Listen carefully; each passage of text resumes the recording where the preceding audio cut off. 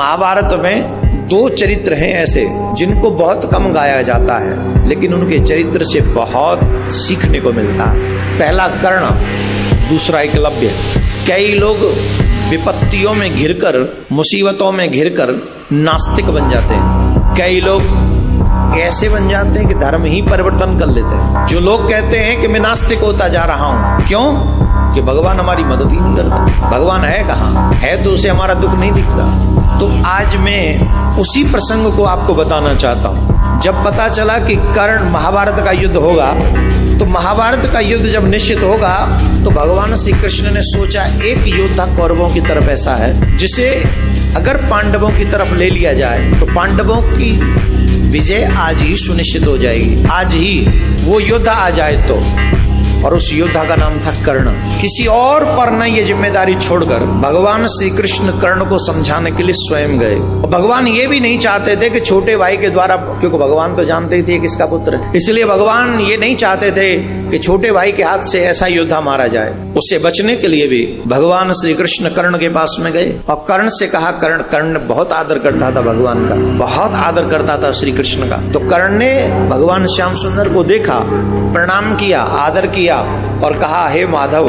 बताओ मैं आपकी क्या सेवा कर सकता हूँ। भगवान श्याम सुंदर ने कहा, कर्ण, ये बात सुनिश्चित हो चुकी है कि युद्ध होगा, और मैं ये नहीं चाहता हूं कि तुम युद्ध अधर्म की पक्ष की ओर से करो। ये जगत जानता है कि दुर्योधन अधर्म के साथ युद्ध कर रहा है और पांडव धर्म के साथ युद्ध कर रहे हैं। पांडवों के साथ धर्म है, कौरवों के साथ अधर्म है। तुम जैसे महान योद्धा को अधर्म का साथ नहीं देना चाहिए। तुम जैसे योद्धा को, महारथी को धर्म का साथ देना चाहिए। कर्ण ने कहा, माधव, आप मेरे यहाँ पधारे, आपका स्वागत है, परंतु एक बात बताइए, मुझे इस समाज ने दिया क्या?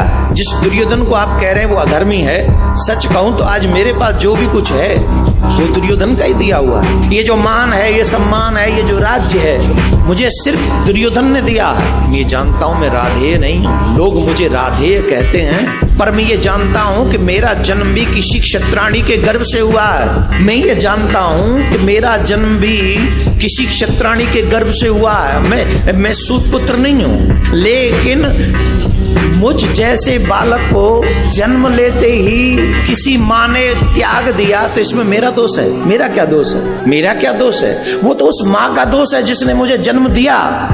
मुझे जन्म ही क्यों दिया, और जन्म दिया तो मुझे त्याग क्यों दिया? इसमें मेरा क्या दोष है? मेरा कोई दोष नहीं, फिर भी उस दोष को मैं ढो रहा हूं। मुझे सूत पुत्र कहा जाता है, इसमें मेरा कोई कसूर नहीं। मैं द्रोणाचार्य के पास में गया, मैंने कहा मैं आपसे शिक्षा, धनुष विद्या सीखना चाहता हूं। तो उन्होंने कहा, तुम सूत पुत्र हो, मैं तुम्हें शिक्षा नहीं दे सकता, क्योंकि मैंने सिर्फ क्षत्रियों को धनुष विद्या सिखाने का वचन लिया है। मैं जानता था उनका पुत्र तो ब्राह्मण पुत्र हुआ, फिर भी वो अपने पुत्र को धनुष विद्या दे रहे थे, पर मुझ पात्र को भी कुपात्र बना दिया।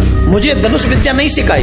क्या ये मेरा दोष था कि मेरी माँ ने मुझे जन्म लेते ही फेंक दिया, छोड़ दिया, त्याग दिया? मुझे सूत पुत्र कहा गया। मेरे योग्य होने पर भी द्रोणाचार्य ने मुझे विद्या दान नहीं दिया, ये मेरा दोष है। इतना ही नहीं, कृष्ण मेरे गुरुदेव परशुराम भगवान, एक ने क्षत्रिय न होने की वजह से मुझे विद्या दान नहीं दिया, धनुष विद्या नहीं सिखाई, और दूसरे ने मुझे क्षत्रिय समझकर ये शाप दे दिया कि तुमने जो विद्या सीखी है ये तुम्हारे काम नहीं आएगी, तुम भूल जाओगे।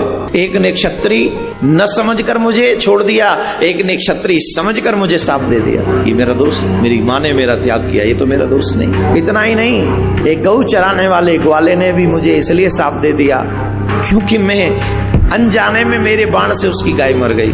मेरा दोष नहीं था, मैंने जानबूझ के कुछ नहीं किया, फिर भी मुझे शाप सहन करना पड़ा।